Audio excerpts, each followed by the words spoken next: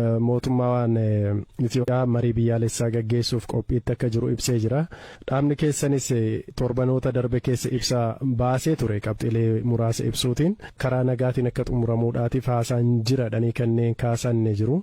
Dhimma kan akkamittiin jirtu mee? Lolli kan gaggeeffamu nagaa karaa nagaa argachuu dadhabne karaa lolaa deebifachuuf xumurri hundee lola kanaaf nagaa fida saba keenyaa fi nagaa waaraa jenneetu kan nuti lolatti jiru. Nagaa waaraan sabni keenyi barbaadu osoo hin walloliini karuma nagaa taa'anii barcumaa irratti dubbatan irratti walga'anii yoo dubbatanii furama ta'ee waraanni bilisummaa Oromoo kaleessas kanuma dubbataa har'a sanaaf qophii ejjennaa nagaaf qabu hin jijjiiru. Affeerraan karaa akkasiiti oofishaalii karaa nu dhiyaate hin qabu. Nutis affeerraa akkasii keessatti oofishaalii nama kaa'annee kan hirmaataa jirru hin jiru. Yoo jiraatee fi yoo waamichi karaa nagaa nuu kataasifamu ta'ee fi international sanction bifa ta'ee fi observed bifa ta'eeni loogiin tokko osoo hin jiraatiin namni dhimma rakkoosaa saba bakka bu'ee fi kanaaf hin dhufe kanaaf hin lolaa jira hundumtuu bakka taajjabdoonni taa'anii waan kana xumuruun danda'amutti yoo nu dhiyaate irraa hirmaachuu qophii. Silaa nagaan kan inni barbaachisu